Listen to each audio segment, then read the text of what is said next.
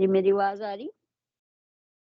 जी आ रही है सिस्टर जी, आपकी आवाज आ रही है। प्लीज कंटिन्यू हम अपने सर को झुकाएं। कदूस कदूस कदूस जिंदा आसमानी बाप, खुदा दिल की गहराइयों से तेरा शुक्र तेरे नाम की तारीफ करती हूँ। खुदा इस वक्त के लिए, इन सुहाने लम्हात के लिए, प्यारी यीशु इस कीमती वक्त के लिए खुदा यीशु, जबकि हम तेरी हजूरी में जमा है प्यारी यीशु। मेरा ईमान है कि खुदावन तेरा तख्त हमारे दरमियान लगा हुआ है प्यारी यीशु। खुदावन में जितने भी बहन भाइयों ने खुदावन इस वक्त प्रस्तिश में हिस्सा लिया, खुदा यीशु मेरा ईमान है कि खुदावन उनकी ये कुर्बानी खुदावन बहूर की मानिंद तेरे हजूर तक पहुंच चुकी है प्यारी यीशु। आज तू अच्छा आसमान खोल कर खुदा उनको ढेर बरकत देना, उनके गलों को और मसा कर, ताकि वो और खूब रूह और सच्चाई से तेरी प्रस्तिश करें और तेरी महिमा के गीत गाएं प्यारे यीशु। और मेरा ईमान है जितने भी बहन भाइयों ने इसको इस हमदो सना को सुना, खुदा उन्होंने भी खूब बरकत पाई प्यारे यीशु।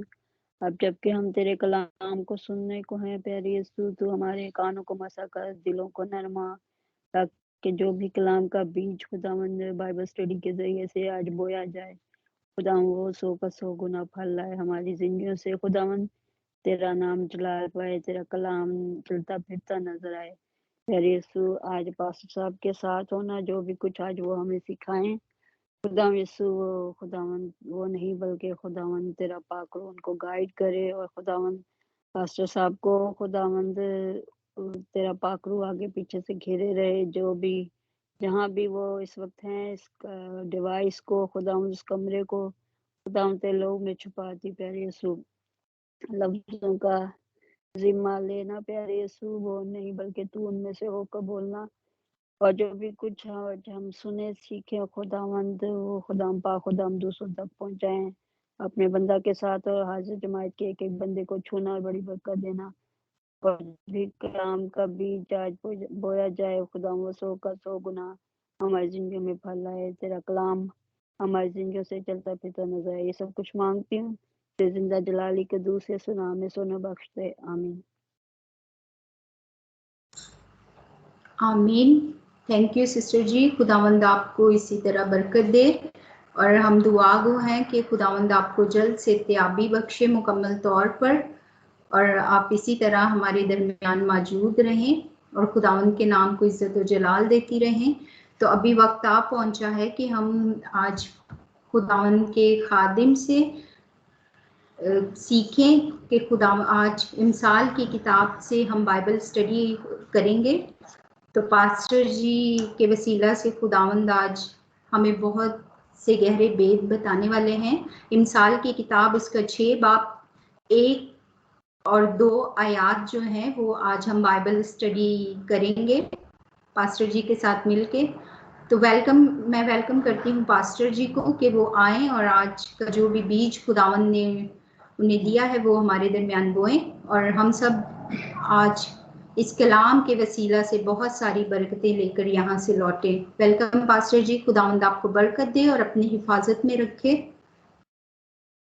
और अगर आप लोग आज के कलाम को, जो बाइबल स्टडी आज पास्टर जी करवाएंगे, आप लोग इमसाल की किताब 6 बाब अपनी बाइबलें खोल के रखें, और बाद में आप लोग पास्टर जी से जो भी सवाल अगर पूछना चाहें तो आप पूछ सकते हैं मैसेज के बाद। Thank you. वेलकम पास्टर जी, खुदावंद आपको बरकत दे। बहुत बहुत शुक्रिया बेटा शमीम, खुदावंद आपको कसरत से बरकत अता करे। हम खुदावंद के नहायती तहे दिल से शुक्रगुजार हैं जिसने हम सबको जिंदगी, सेहत और तंदुरुस्ती अता की है, और मैं बहुत ही खुश हूँ तमाम परस्तारों से जो बड़ी दिल के साथ खुदावंद की प्रस्तश करते हैं।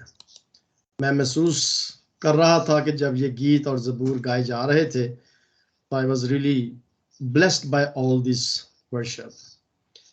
खुदावंद आप सबको हमेशा अपने जलाल के लिए इसी तरह खर्च और इस्तेमाल करता रहे। थैंक यू सिस्टर नसरीन, आपने मेरे लिए दुआ की है, और शुक्रगुजार है कि खुदावंद ने आपको जिंदगी, सेहत, तंदुरुस्ती अता की है, और आप हॉस्पिटल से घर आ गए हैं। तो खुदावंद आपको हमेशा अपने जलाल में इस्तेमाल करता रहे और तमाम बीमारियों से, कमज़ोरियों से महफूज रखे और आप जल्द अज जल्द रिकवर हों और खुदावंद के जलाल में जो आप खिदमत कर रही हैं उससे आप जारी और सारी रख सकें। Thank you very much. जी, सिस्टर शमीम ने कहा था कि अगर आपके पास कोई क्वेश्चन हो तो आप ज़रूर क्वेश्चन सरमन के बाद पूछ सकते हैं। सरमन में से अगर कोई क्वेश्चन हो, या मैंने एक वॉइस मैसेज भेजा था कि अगर किसी को कोई क्वेश्चन हो, मिसाल 6 बाब जो है, 6ठा चैप्टर जो है, हम उसका आज मुतालिया करेंगे। तो इस आयत, ये 2 आयत है, पहली और दूसरी आयत, इसको हम पढ़ेंगे और अगर किसी के पास कोई क्वेश्चन हो इसके बारे में तो आप वो भी ज़रूर पूछ सकते हैं। हम यहाँ पर सीखने के लिए आए हैं। मैं यहाँ पर कोई इल्म जो है उसको, जिसे कहते हैं ना, झाड़ने के लिए, वो उसके लिए नहीं आया, बल्कि आप यकीन करें कि मैं खुद इस किताब को सीख रहा हूं। मैंने पहले इसका मुतालिया नहीं किया, लेकिन मैं इसको सीखना चाहता हूं। और जब मैं इसको एक दफ़ा कलाम को सीखता हूं, तो प्रिपेयर करता हूं आपके लिए, तो मैं उसमें बड़ी बातें जो है गहराई की वो सीखता हूं। लेकिन वो सारी की सारी मैं आपके साथ शेयर नहीं कर सकता, क्योंकि वो काफ़ी लंबा पीरियड होता है उसको सीखने के लिए। लेकिन जो कुछ इस टाइम पीरियड के अंदर, 30 मिनट के अंदर मैं आपके साथ मिलकर सीखता हूं, आप यकीन करें कि वो मेरी एक, जिसे कहते हैं ना कि मश्क होती है, धुराई होती है। ऊबुंग, जर्मन ज़बान में ऊबुंग कहते हैं कि उसकी मश्क जो है वो होती है, ताकि मैं उस चीज़ को और मज़ीद बेहतर तौर पर ज़हन नशीं कर सकूं और उसे मैं भूलूं ना। तो मैं यकीन करें कि इसको सीख रहा हूं, और कि ऐसी बात भी हो सकती है जिससे मुझे ना पता चलता हो, तो फिर वो आपके वसीला से मैं उसे सीखूंगा। तो मुझे एक्सपीरियंस है। भाई संजीव, आप कुछ बोलना चाहते हैं? आपका माइक खुल जाता है बार बार। जी हाँ, मैं पूछना मांग रहा था, इसको इंग्लिश में क्या कहते हैं इस किताब को? प्रोवर्ब्स। अच्छा अच्छा, प्रोवर्ब्स, ठीक है, thank you. Proverbs chapter 6 and first 2 verses, verse 1 and verse 2, we are going to study today. तो आप जब मुझे सिखाएंगे ना इस चीज के बारे में, तो really I will be very much appreciate करूंगा। मैं इसे बहुत अच्छी तरीके से सीखूंगा, क्योंकि स्टूडेंट्स जब किसी टीचर को सिखाते हैं ना, इसका तजर्बा है मेरे पास, तो मैं उस चीज को फिर भूलता नहीं हूँ। मैं एक दफा 9th क्लास को पढ़ा रहा था, तो वहां पर एक स्पेलिंग मुझसे गलत लिखा गया था, और मुझे याद है उस लड़के ने मुझे बताया कि सर जी, यहाँ पर ये लेटर जो है ये नहीं आएगा, ये आएगा। तो वो मुझे अभी तक याद है, मैं उससे भूला नहीं हूं। तो जब आप मेरी करेक्शन करेंगे तो यकीन करें कि मेरे लिए वो बहुत ही बेहतर होगा, तो मैं उससे सीखूंगा। सो मैं भी आपकी तरह एक स्टूडेंट हूं जो इस इंसान की किताब को सीख रहे हैं, और हमने 5-6 चैप्टर जो है वो मुकम्मल कर लिए हैं, और अब हम 6th चैप्टर जो है उसे सीखना चाहेंगे मिलकर। सो मेरा ईमान है कि आपके पास बाइबल होगी और आप ज़रूर मेरी आवाज़ को सुन रहे होंगे। थैंक यू वेरी मच हमारे बहन भाई जो हमारे साथ स्काइप पर नहीं आ सके, लेकिन हमारे साथ फेसबुक लाइव पर मौजूद हैं। थैंक यू सिस्टर मलिहा, हमारे साथ फेसबुक पर भाई साबर है और 3-4 और हमारे बहन भाई हैं। खुदावंद आपको कसरत से बरकत अता करें। ओके, मैं कोशिश करूंगा कि फेसबुक पर भी अगर आपके कोई मैसेज मुझे आता है तो मैं उसे भी पढ़ने की कोशिश करूंगा। मैं फेसबुक अपना जो मोबाइल पर ऑन कर लेता हूं। ओके, मैं कमेंट्स जरूर आपके पढ़ना चाहूंगा। ब्लेसिंग्स, जी सिस्टर ने लिखा है blessings watching with you, thank you very much. मैं इसको जरा थोड़ा सा ना ऐसे सीधा कर लूं मोबाइल को, ताकि मुझे नजर आते रहे आपके मैसेजेस। जी thank you very much. Okay जी, anybody would like to read chapter 6 verse 1 and 2 Proverbs? मैं तो चाहता हूं कि भाई संजीव, अगर आप इंग्लिश में भी इसको पढ़ेंगे तो आई लव इट, और उर्दू में भी कोई पैरा बहन भाई पढ़े। Yes, okay, first in English. हाँ, चैप्टर 6 वर्स कौन सी? 1 and 2। chapter 6, book of Proverbs, chapter 6, verse 1 and 2. My son, if thou be surety for thy friend, if thou hast stricken thy hand with a stranger, thou art snared with the words of thy mouth. Thou art taken with the words of thy mouth. Amen. Amen. Thank you, brother Sanjeev. खुदावंद आपको बरकत दे. जी, उर्दू में अगर कोई पढ़ना चाहे, मिसाल छठा बाब, पहली 2 आयत. If anybody is ready to read in Urdu, okay. Bible नहीं है आपके पास क्या?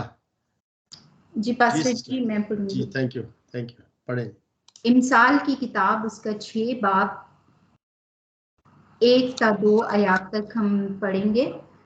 ऐ मेरे बेटे, अगर तू अपने पड़ोसी का सामन हुआ है, अगर तू हाथ पर हाथ मार कर किसी बेगाने का जिम्मेवारी, तो तू अपने ही मुंह की बातों में फंसना, तू अपने ही मुंह की बातों से पकड़ा गया. पाक कलाम का पढ़ा और सुना जाना हम सबों के लिए बात से बरकत हो. आमीन. आमीन. आमीन. Thank you very much sister Shamim. खुदावंद आपको कसरत से बरकत अता करे. ओके जी, इमसाल छठा बाब और उसकी पहली 2 आयत. जामिन होना, किसी का जामिन होना. यहाँ पर खुदावंद का बंदा सुलेमान अपने जिंदगी के तजर्बात को बयान करते हुए यूं फरमाता है, ऐ मेरे बेटे, अगर तू अपने पड़ोसी का जामन हुआ है. हम सब इस लफ्ज से बखूबी तौर पर वाकिफ हैं. जामन होना, आज का जो मेन पॉइंट होगा ना, जो टाइटल होगा, वो यही होगा कि जामन होना, किसी की जिम्मेदारी को कबूल करना. यहाँ पर पेन लगा हुआ, ओके, मुझे नजर आ रहा था. ओके, किसी का जामन होना. अब ये लफ्ज बड़ा आम सा लफ्ज है, हम इसे अच्छी तरीके से जानते हैं कि किसी का जामन होना. किसी का जामन इंसान कब होता है, या कब वो किसी के लिए जिम्मेदार ठहरता है, जामन होता है, हम अच्छी तरीके से जानते हैं. लेकिन यहां पर वो फरमाता है, अगर तू. अब जब लफ्ज अगर आ जाता है तो इसका मतलब है कि वो मना कर रहा है कि अगर तूने ऐसा किया तो ऐसा हो जाएगा. अगर तू अपने पड़ोसी का जामन हुआ तो तू फंस जाएगा. तू क्या कर जाएगा? फंस जाएगा. और हाथ पर हाथ मारकर किसी बिगाने का जिम्मेदार होगा तो तू अपने मुंह की बातों में फंसा. अब ये तजर्बा मेरा ख्याल है कि आपको हुआ होगा, किसी का जामन होना. सुलेमान यहां पर हदायत दे रहा है अपनी जिंदगी के तजर्बे से. किसी का जामन होना, किसी दोस्त के ही हम जामन होते हैं, लेकिन कई दफा इंसान बड़ी बेवकूफी के साथ किसी अजनबी का जामन भी हो जाता है. वो कहता है कि किसी अजनबी का जामन अगर तू होता है या किसी दोस्त का तू जामन होता है तो फिर तू समझ ले के फंस गया. खैर नहीं है. ये एक यूं कह ले कि एक प्रॉमिस होती है, एक वादा होता है किसी के साथ, या यूं कह ले कि किसी 2 पार्टियों के दरमियान में जामिन होना.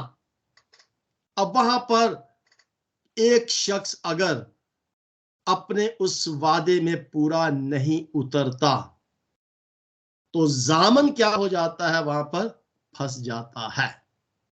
पता नहीं, आप सोचते होंगे आपकी जिंदगी के अंदर जो तजर्बात हुए होंगे वो कैसा तजर्बा था आपका, मैं उसमें नहीं जाना चाहता.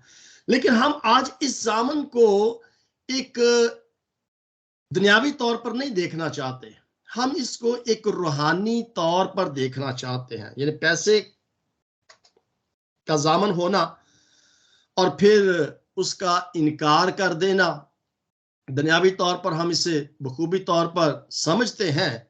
लेकिन कर्ज को फिर अदा ना करने में जो नाकामी हो जाती है, ठीक है, वहां पर जामन जो है वो जब जिम्मेदार हो जाता है तो फिर उसको वो कर्ज जो है वो देना पड़ जाता है।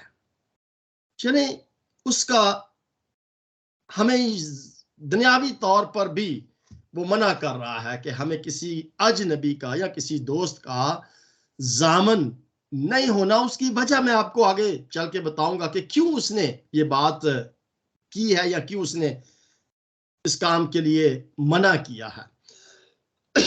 हम इसको कलाम मुकद्दस के जरिए से सीखना चाहते हैं कि असल में जामन होने का मतलब क्या है, या वो कौन सी ऐसी बात है जो हमें आज सिखाना चाह रहा है या समझाना चाह रहा है। गॉड जी यहाँ पर लिखा है सिस्टर अनिला ने, इंग्लिश में मैं ऐसे पढ़ना चाहता हूँ। आप माइक खोल कर भी बता सकते हैं, बात कर सकते हैं। गारंटर, हाँ ठीक, गारंटर, किसी की गारंटी देना कि भी अगर ये पैसे नहीं देता तो फिर मैं गारंटी देता हूं कि मैं इसके क्या करूंगा, पैसे अदा करूंगा। चले, एक कलाम मुकद्दस में से एक हवाला देखते हैं। अगर आपके पास खुदा का जिंदा पाक कलाम है तो मेरे साथ सफ़ा नंबर नए अहदनामे में 210 निकालें, जिसका एक ही चैप्टर है और वो है फिलमन के नाम पौलुस रसूल का एक खत है।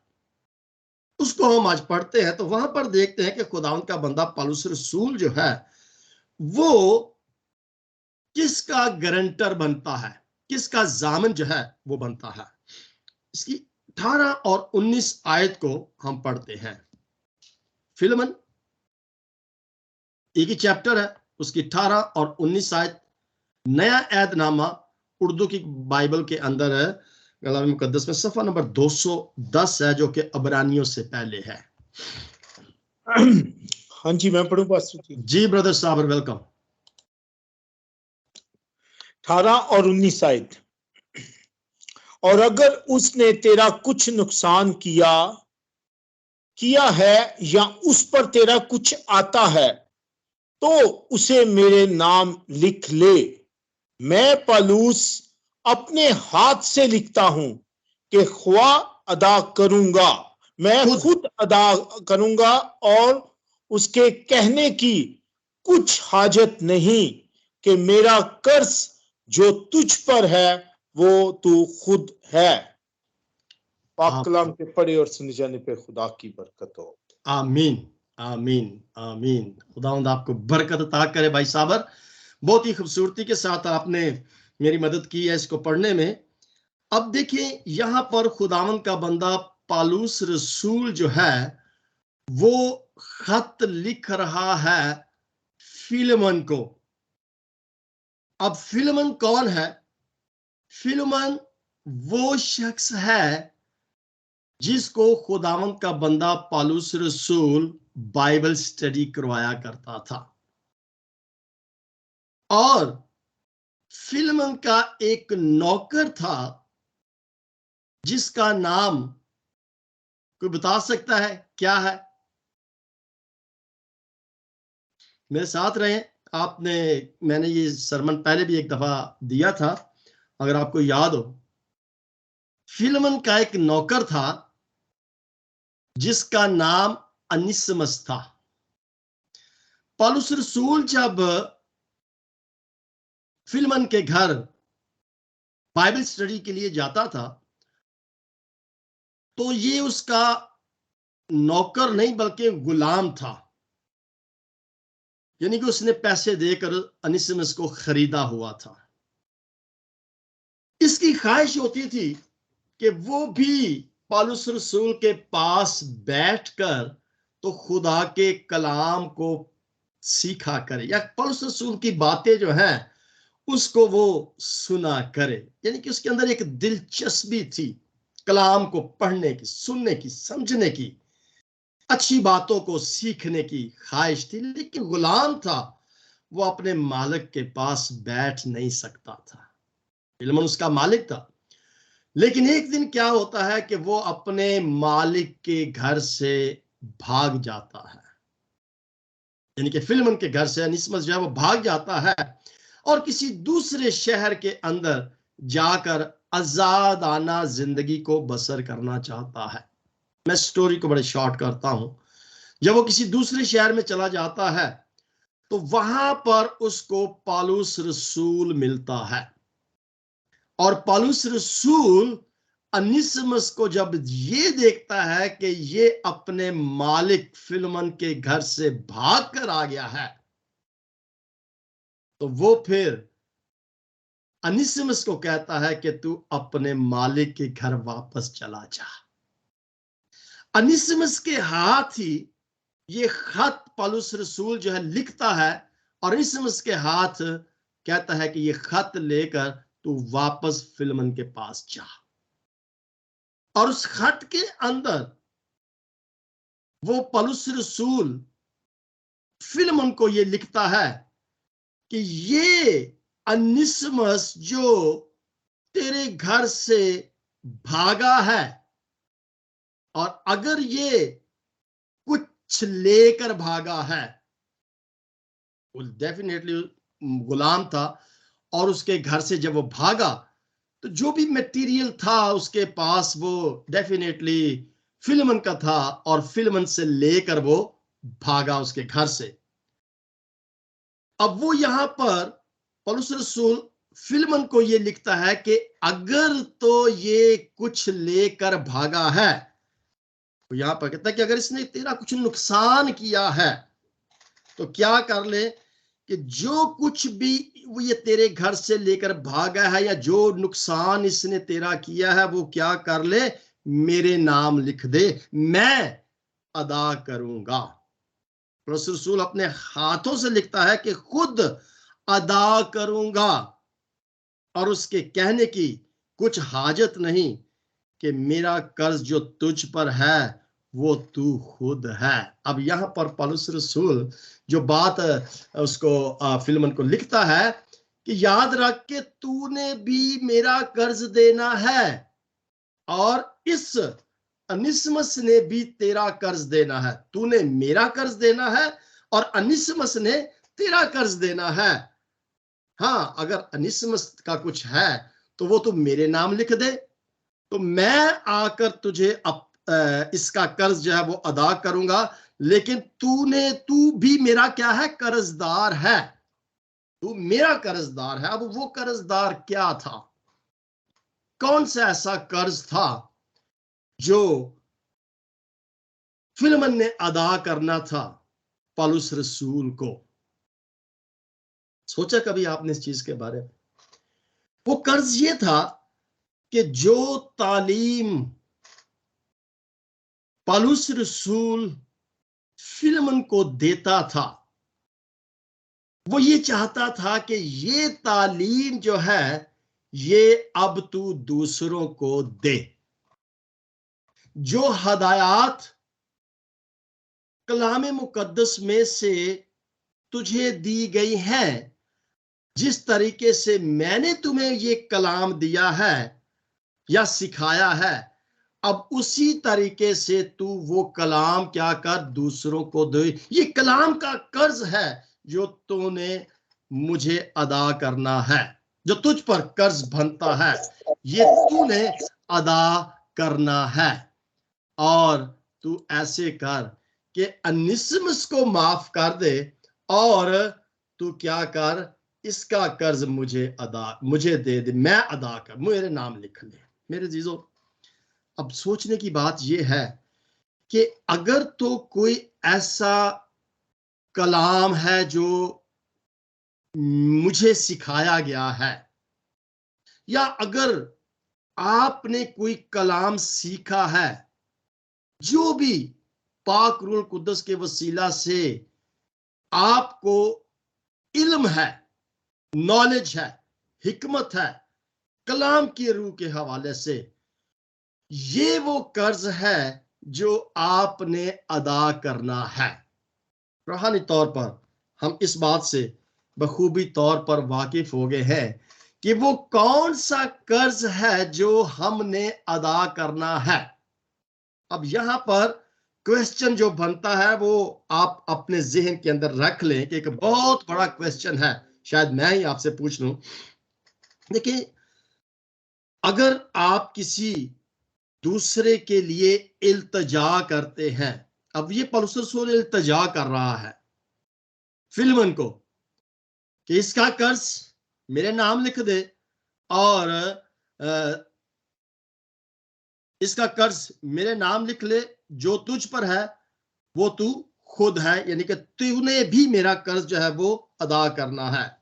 अब देखिए ये एक कर्ज जो है ये एक बोझ होता है, कर्ज जो होता है ये एक बोझ होता है, और अगर हम उस कर्ज को या उस बोझ को अदा नहीं करते तो फिर खुदा जरूर हमसे इस सवाल का जवाब पूछेगा, भाई मैंने तुम्हें ये बरकत दी थी, मैंने तुम्हें ये, आज मेरा इत्तफाक हुआ एक भाई से, अब मेरा तलक यहाँ पर ज्यादातर जो है वो गैर मसीहों के साथ है।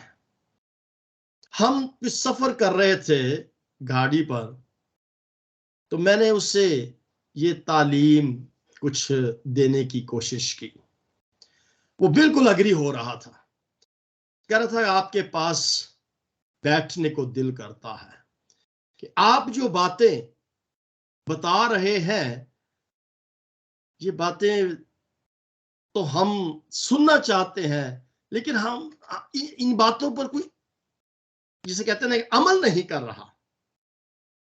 मैंने कहा देखिए, जैसे हमने गाड़ी एक रेस्टोरेंट था उसके पास खड़ी की कुछ कॉफी वगैरह पीने के लिए, तो उसको मैंने बताया कि देखिए ये मेरा फर्ज है, यानी कि यूं कह लें कि ये एक कर्ज है मुझ पर जो मैंने उतारना है। कि मैंने उसे बताया कि देखो ये एक शख्स गलत काम कर रहा है, या यूं कह लें कि एक बला है जो आ रही है, और मैं मना कर देता हूं कि भाई आपने आगे नहीं बढ़ना, ये बला आपको खा जाएगी। मेरा फर्ज है कि मैं आपको रोकूं, मैं आपको मना करूं।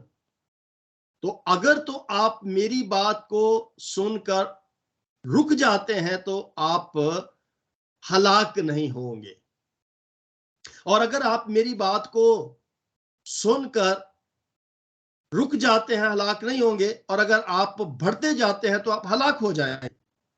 मेरा काम है कि मैंने आपको रोकना है, अगर आप नहीं रुकते तो आपके खून आपकी गर्दन पर होगा, और अगर मैं ही रोकता नहीं हूं तो फिर आपका खून मेरी गर्दन पर होगा। खुदा मुझसे पूछेगा कि भाई आपका काम था कि आपने उसको रोकना है, आपने नहीं रोका, ये आप पर कर्ज था कि आपने उसको रोकना है, ये नहीं आपने उसको बताना है, तालीम देनी है। सो ये एक बोझ आज मुझ पर और आप पर, हम सब पर है कि हमने इस कर्ज को अदा करना है, उसका बोझ अपने कंधे पर उठाना है। जब उसके आप जामन हो जाते हैं तो फिर आपको उसका बोझ उठाकर अदा करना है, खुद को उसकी जगह रखकर इंसाफ को मांगना है। जो यहां पर एक लफ्ज जिम्मेदारी का आ जाता है, यानी कि किसी की जिम्मेदारी को कबूल करना या किसी की जिम्मेदारी को महसूस करना। अब यहां पर खुदाम का बंदा पौलुस रसूल अयूब की किताब हम अगर देखें, अयूब उसका 17वां बाब, अयूब की किताब को देखें 17वां बाब और उसकी 3री आयत के अंदर लिखा हुआ है, जमानत दे अपने और मेरे बीच में, तू ही जामन है, कौन है जो मेरे हाथ पर हाथ मारे। अब यहां पर खुदा का बंदा अयूब जो है वो खुदा को ये कह रहा है कि तू मेरा जामिन है, तू मेरा गारंटर है। क्योंकि इंसान इंसान का गारंटर नहीं ठहरता, उसकी वजह हम सब जानते हैं, लेकिन वो भरोसा यकीन सिर्फ और सिर्फ खुदा पर कर रहा है कि तू मेरा गारंटर है, तू मेरा जामन है। कौन है जो मेरे हाथ पर हा, यानी कौन है जो मेरे साथ वादा करे? कोई भी नहीं है, सिर्फ और सिर्फ तू है। यानी कि इसको हम इस तरीके से ले सकते हैं, खुदा की और इंसान की जुदाई आ गई, दीवार आ गई, वो गुनाह की वजह से। अब इस जुदाई को खत्म करने के लिए सिर्फ और सिर्फ खुदावंद यीशु मसीह हमारा जामिन हुआ। उसने ये कहा कि हाँ, इसका गुनाह जो है वो क्या कर ले, मेरे जुम्मे दे दे, मैं अदा करूंगा। उस गुनाह की दीवार को तोड़ने के लिए हमारा जामन सिर्फ और सिर्फ हमारा खुदावंद यीशु मसीह हुआ है।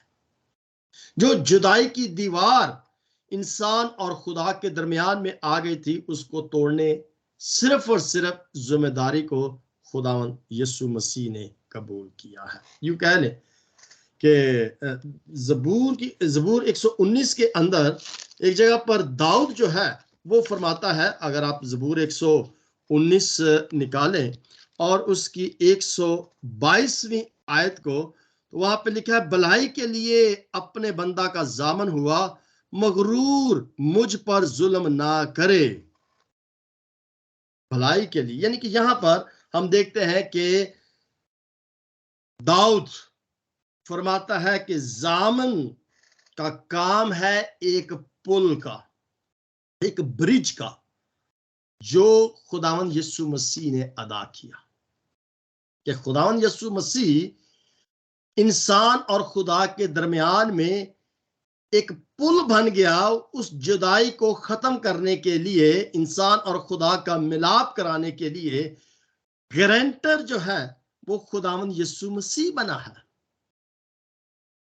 अब सवाल जो ज़हन के अंदर आया होगा आपके ये है कि क्यों खुदा ये कह रहा है, या क्यों सुलेमान इंसाल की किताब में ये कह रहा है कि अगर तो किसी का दामन हुआ तो तू फंसेगा।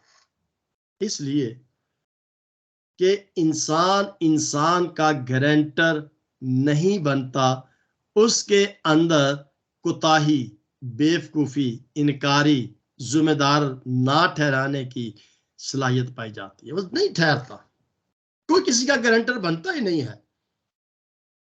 अयूब ये कहता है कि सिर्फ और सिर्फ तू मेरा जामिन है, कोई और जामिन नहीं ठहरता। दाऊद कहता है कि जामिन एक पुल का काम करता है और ये सिर्फ तू कर सकता है, इंसान नहीं कर सकता, क्योंकि मादी अशिया को एक जगह से दूसरी जगह मुंतकिल करने के लिए एक पुल की जरूरत होती है। अब रूहानी जिम्मेदारी पर जब हम देखते हैं तो उस रूहानी जुदाई को खत्म करने की जिम्मेदारी को सिर्फ खुदावंद यीशु मसीह ने कबूल किया है। मेरे जो रूहानी मुंतकिली के लिए भी खुदावंद यीशु मसीह ने पुल का काम जो है, किरदार वो अदा किया है। यीशु मसीह हमारा वो पुल है जिसने इंसान और खुदा का आपस में मिलाप कराया है, इस किरदार को अदा किया है। जब कोई चोर चोरी करने आता है तो हिफाजत के लिए एक सीसी कैमरे लगाए जाते हैं। हिफाजत के लिए एक अलार्म जो है वहां पर नस्ब किया जाता है। मेरा बेटा सिक्योरिटी में काम करता है, तो जब भी कोई अलार्म बजता है तो इसका मतलब है कि कोई चोर है जो उस दुकान में चोरी करने के लिए आता है। तो वो अलार्म जब बजता है, इसका मतलब है कि किसी ने दरवाजे को खोलने की कोशिश की है। वो अलार्म इस बात का निशानदेही करता है कि कोई चोर चोरी करने के लिए आ रहा है, तो वो अलार्म जो है वो क्या है, ऑन हो जाता है, वो टी टी टी टी करना शुरू कर देता है। मेरे जीजों, हमारा खुदा जो है वो आज इस कलाम मुकद्दस के जरिए से अलार्म दे रहा है कि चोर हमारी जिंदगियों को चुराने के लिए आ रहा है, आ चुका है और कोशिश कर रहा है, लेकिन हमारा निजात दहिंदा खुदावंद यीशु मसीह जो है वो आज हमें अलार्म दे रहा है, वार्न कर रहा है, अंतबा कर रहा है, होशियार कर रहा है, खबरदार कर रहा है कि इस चोर से क्या करो, बच जाओ। वो अलार्म दे रहा है, यानी कि उसने क्या किया है, इस जिम्मेदारी को कबूल किया है एक अलार्म की तरह। जिम्मेदारी खुदा जो है वो अपने बेटे यीशु मसीह के जरिए से क्या कर रहा है, इंसान और अबलीस के दरमियान में उस हिफाजत की जिम्मेदारी को कबूल करता है। उसने यही कहा कि जामन नहीं ठहरना किसी का, लेकिन हमारा जामन खुदावंद यीशु मसीह है, क्योंकि वो अपनी जिम्मेदारी को कबूल करता है। दूसरा इंसान किसी दूसरे के जामन नहीं ठहरता, उसमें धोखा फरेब है, और क्या है कि अगर तू भी बनेगा तो खता खाएगा, फंस जाएगा। लेकिन मेरे जो हमारा खुदावंद यीशु मसीह एक ऐसा जामन है जो हमें अबलीस के हर चुंगल से, उसकी हर हरकत से फसलाने वाली जो है उसे हमें बचाता है। सो मेरा ख्याल है कि आज की स्टडी जो है मिसाल की पहले 2 आयात की हम बखूबी तौर पर अगर नहीं समझ सके तो आप ज़रूर राब्ता कर सकते हैं, या हम एक दूसरे के साथ मिलकर इसको मजीद और बेहतर तौर पर जान सकते हैं कि अगर हम इंसान का जामन होता है तो वो क्या करता है, उसकी मुंह की अपनी बातों में फंस जाता है। अगर का लफ्ज जब उसने इस्तेमाल किया तो इसका मतलब है कि इंसान पर भरोसा नहीं करना, बल्कि हमने सिर्फ और सिर्फ खुदा पर भरोसा करना है। वो फिर हमें फंसाएगा नहीं, बल्कि हमें आजाद करेगा और हम खुशी की जिंदगी को बसर करेंगे। सो खुदावंद इस कलाम के वसीला से हमें बरकत अता करें। नेक्स्ट मंडे को हम तीसरी आयत को या चौथी आयत को, 2 आयत को हम सीखने की कोशिश करेंगे। सो खुदावंद इस कलाम के वसीला से हम सबको कसरत से बरकत अता करें। आमीन।